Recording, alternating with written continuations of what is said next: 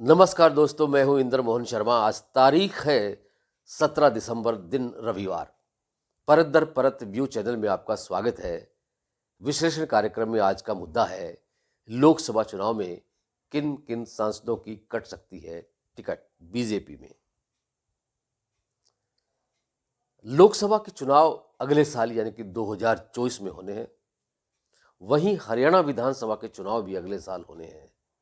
सियासी गलियारों में ये चर्चा है कि हो सकता है लोकसभा और हरियाणा विधानसभा के चुनाव एक साथ भी हो जाएं। लेकिन फिलहाल हम बात करते हैं सिर्फ और सिर्फ लोकसभा चुनाव की। हरियाणा में लोकसभा की कुल 10 सीटें हैं। इन 10 सीटों पर कौन कौन से सांसद फिलहाल मौजूद हैं वो आपको भी बता देते हैं। रोहतक में डॉक्टर अरविंद शर्मा बीजेपी के सांसद हैं और हिसार में बृजेंद्र सिंह सांसद हैं बीजेपी से, और भिवानी में धर्म सिंह सांसद हैं बीजेपी से। फरीदाबाद में कृष्णपाल गुर्जर सांसद हैं बीजेपी से। कुरुक्षेत्र में नायब सिंह सैनी हैं सांसद बीजेपी से। सोनीपत में रमेश चंद्र कौशिक हैं सांसद बीजेपी से। गुड़गांव से राव इंद्रजीत हैं सांसद बीजेपी से। अंबाला से रतनलाल कटारिया थे जिनका बीते दिनों निधन भी हो गया था। यह सीट फिलहाल खाली है। करनाल में संजय भाटिया हैं सांसद बीजेपी के, और सिरसा में सुनीता दुग्गल हैं बीजेपी की सांसद। अब आपको बता दें कि अंबाला सीट खाली है, लेकिन बीजेपी हाईकमान इस सीट पर फिलहाल उपचुनाव नहीं करवाना चाहती है। वो चाहती है कि लोकसभा चुनाव के साथ ही इस सीट का भी चुनाव हो जाए तो ज़्यादा गनीमत रहेगा। खैर, फिलहाल जिक्र करते हैं कि ऐसे कौन से इनमें से सांसद हैं जिनकी टिकट इस बार बीजेपी हाईकमान काटने की सोच सकती है।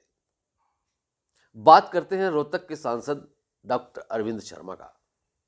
इस बार हो सकता है BJP high command doctor Arvind Sharma की टिकट रोहतक से काट दे, और या तो उन्हें किसी अन्य सीट से लोकसभा का चुनाव लड़ने को लिए बोल दें, क्योंकि ब्राह्मण चेहरा भी उनको चाहिए।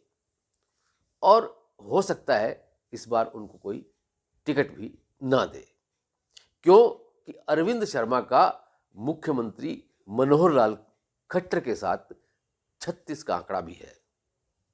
इस वजह से हो सकता है बीजेपी हाईकमान अरविंद शर्मा को इस बार टिकट से वंचित रख दे। बात करते हैं हिसार सीट से बृजेंद्र सिंह की, और वो पूर्व केंद्रीय मंत्री बीरेंद्र सिंह के बेटे हैं और आईएएस भी रहे हैं, और उन्होंने पिछली दफ़ा आईएएस से वीआरएस लेकर चुनाव लड़ा था और वो बीजेपी की टिकट से जीत गए थे।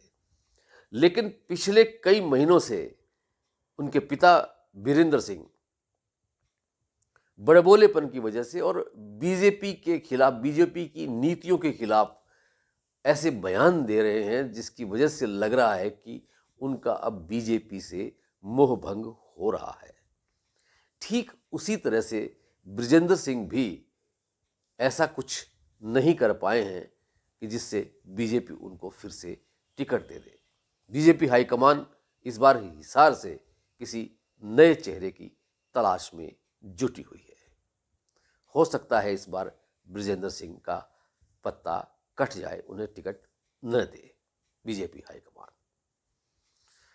और अब इसके अलावा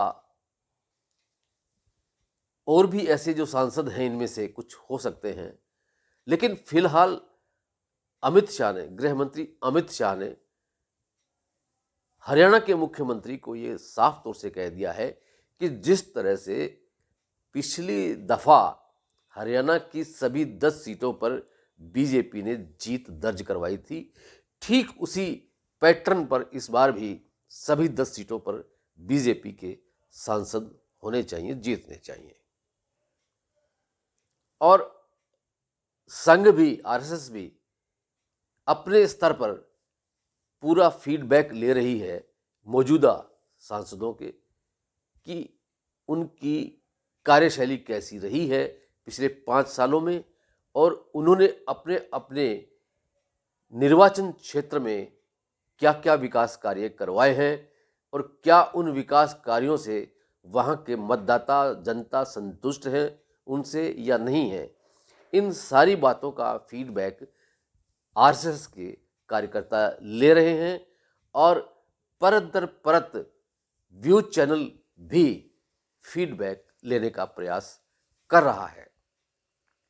आने वाले दिनों में हम सिलसिलेवार इन मौजूदा सांसदों का फीडबैक लेकर उनकी पूरी एक रिपोर्ट तैयार करके आपके सामने पेश करेंगे कि वो सियासी तौर पर इस वक्त कहाँ खड़े हैं, कितने पानी में हैं, क्या वो उस पानी में अगली बार अगर टिकट मिले तो तैर पाएंगे या डूब जाएंगे।